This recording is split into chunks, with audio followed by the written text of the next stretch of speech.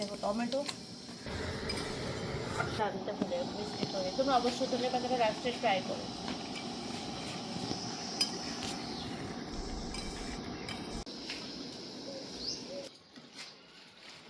চলো গাইস, তো গাইস আজকে হচ্ছে কি বাইরে আমি রান্না করছি মিনি কিচেন। অনেক দিন থেকে ইচ্ছে ছিল যে বাইরে মিনি কিচেনে আমি রান্নাটা করবো। আর কি করবো হচ্ছে কি এগ কারি। তো এগটা ভালো করে সেদ্ধ করা হয়ে গেছে, ডিম সেদ্ধ হয়ে গেছে কমপ্লিট। আর ডিমটা একটু অল্প করে ভেজে নিচ্ছি। আর এদিকে সব সরঞ্জাম কিন্তু নিয়ে বসেছি। এখানে আলু সেদ্ধ, এখানে সব কিছু মশলা, সব কিছু টমেটো সব দিয়ে বসেছি।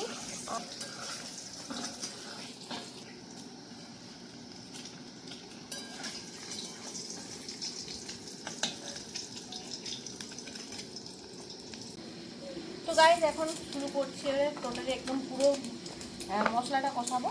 এই দেখো টমেটো, আদা, পেঁয়াজ, রসুন, কাঁচা লঙ্কা বাটা,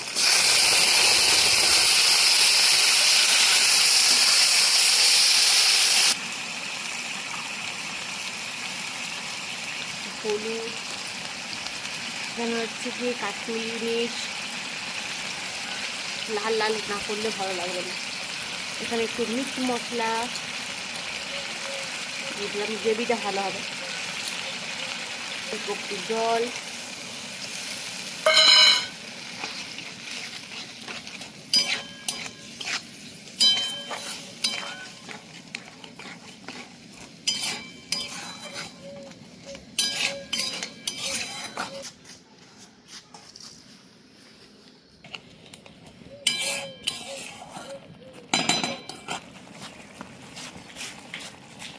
হ্যাঁ মশলা কষানো অল্প হয়েছে, সেরকম হয়নি। 5 মিনিট আরও একটু কষবো, তারপরে আলুটা দেবো।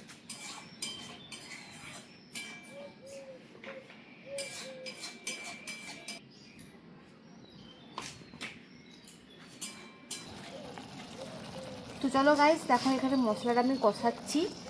আর 2-3 মিনিট লাগবে মশলাটা সম্পূর্ণ কষা হলে পরে। তারপরে আমি আলুটা দেবো, তারপরে অল্প একটু জল দিয়ে ফুটিয়ে তারপরে আমি ডিমটা দেবো। তো একটু অপেক্ষা করতে হবে 5 মিনিট, তারপরে লাস্টে একদম ফিনিশিং টাচটা দেবো। গাইস এরপরে দিয়ে দিচ্ছি আমি আলু, মানে সেদ্ধ করা। আলু দিয়ে আরও একটু কষবে, ওভেনটা একটু বাড়িয়ে দিই।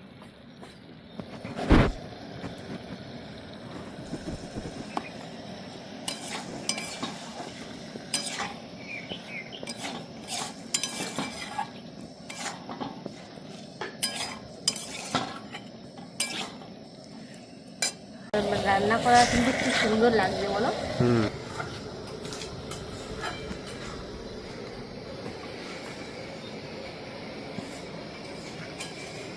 তো এদিকে সব কষানো হয়ে গেছে, ডিম দেওয়া হয়ে গেছে এবং অল্প একটু ফুটলে হয়ে যাবে আমার এগ কারি আজকে রান্না। তো হ্যাঁ, সবথেকে একটা মিস্টেক চলে গেল, কি বলো তো, আমি ধনে পাতা রান্নাটা ভুলে মিস্টেক করে। তোমরা অবশ্যই ধনে পাতাটা লাস্টে ট্রাই করো।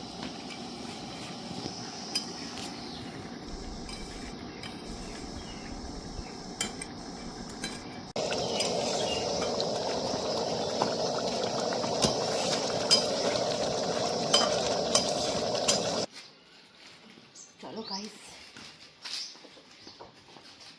আমার এদিকে বাইরের মিনি কিচেন রান্না হয়ে গেছে কমপ্লিট। আর এখন ছোটো ছোটো মিনি ব্লগ দেখার জন্য অবশ্যই চ্যানেলটা সাবস্ক্রাইব করে নিন। টাটা।